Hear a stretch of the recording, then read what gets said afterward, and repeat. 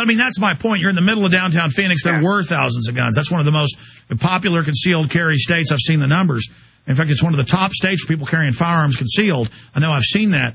So, that's the issue I'm trying to make here is the police live in a gun world, so they know there's already guns everywhere. They would rather see the rifle, the handgun out in the open, because that means you're in defense. That means I'm out in the open, I'm armed, I'm here to keep the peace as a citizen, as a militiaman. You don't go run around in the woods and worship some commander, who tells you, how great Hitler is. He's probably a federal officer. That's not being in the militia. Being in the militia is doing what you did out there openly. And so, again, this is a shift, a paradigm shift that's happening to where I didn't even recognize the paradigm shift. I know about concealed carry, but about open carry. But when I've talked about how important it is, but when I got reports, guy with an earpiece out there with a gun, I immediately thought provocateur because I didn't even gauge the amount of courage to go to a presidential event and do it. The boldness of it, I wasn't even ready to deal with. And we still need to look out for groups and people. And, there are a lot of covert agendas going on, and it's all very complex. And the enemy's very, very treacherous. But this is just so exciting, what's happening. And again, a free man would have his sword or his rifle openly on him. It's the criminals, the murderers, what police even 50 years ago, 100 years ago, were looking for was somebody with a hidden weapon. The bad guys have it hidden. That was the rule. The good guys have it in the open. You have your weapon out in the open. But see, they made it out of style, uncool to carry. That's why in the famous Lindbergh trial, everybody, you can watch the newsreels, had their guns in the front row, and people were saying, well, how can you let Lindbergh in? He may shoot the guy that kidnapped the baby. But the issue was we've gone from guns in court to my dad just 40 years ago, or I guess like 42 years ago, in college, in high school, just taking a shotgun in and putting it in his locker, to, oh my God, the schools are now little prisons so that the shooter can come there knowing that no one will stand up to him. Yeah. That was a 10-minute rant. I apologize. Well, listen, tell me more about the Phoenix police. So that's a good headline for us. Phoenix police told open carry demonstrator at Obama event that they supported you. What else did they say? That was about it. That was everything. Just that they were just there to keep the peace, and they had no problem with what we were doing, and that's it. And, of course, there were other guys. Did you know the other guys that were out there armed? I was kind of loosely acquainted with the other people. Just a few, just like 3 or 4 other people there.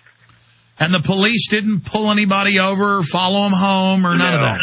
Not at all. They didn't even ask for anyone's information. Nothing. I didn't even have any identification on me. I had purposely left cell phone, keys, ID, everything at home. Now look at England. First, they say we're going to line everybody up and ask you questions. This happened to me. It's happened to both the Watson brothers who live there. Happens to their parents. Happens to everybody now. They just go, excuse me, line up, checking IDs. Thank you. Are you a terrorist? Are you a pedophile? And I had the Wall Street Journal writer here. That happened to her repeatedly when she was in England doing a story about terrorism. It's just everywhere. And now under the TSA model from the airports, they admit that airport model of being searched, submitting, the act of prostration, taking your shoes off, the act of submitting, the act of being... this is all about training us to where you're not even nervous now. If you fly a lot, you're like, no big deal, going to the checkpoint, you're not nervous. They're pleased by that. The enslavement is going well. Comments on that? I know exactly what you're talking about. A good example of that is there's a Border Patrol checkpoint in I think it's between Gila Bend and it's just west of Gila Bend, I believe, and I think it's like 60 or 70 miles away from the border.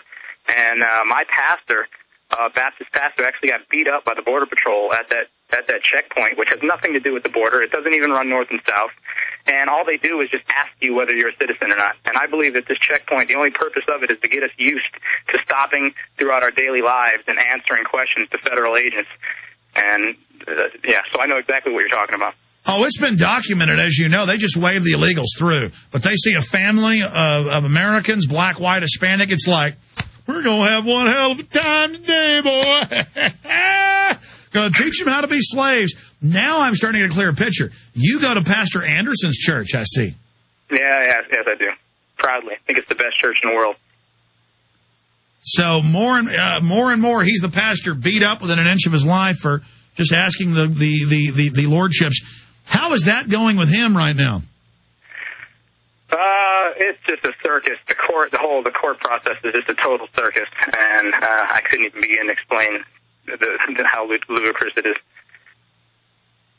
Well, this has been an amazing interview, and I appreciate you spending time with us today, and I look forward to having you back on as this develops and as this unfolds.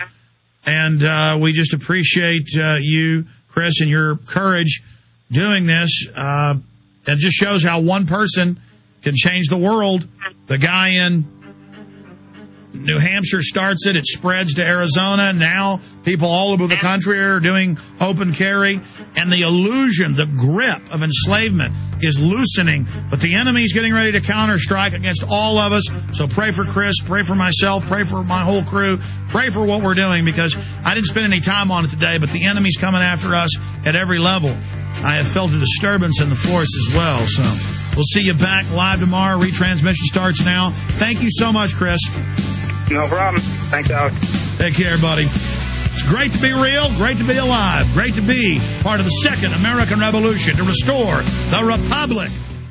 Let me tell you a little bit about one of our great sponsors, HomeGain.com. This is the place to get you started buying or selling a home, finding a realtor, and getting any real estate questions answered. Go to HomeGain.com and see what I'm talking about. All you need to do is type in your home address, and you will get an instant free estimate of your home's value online.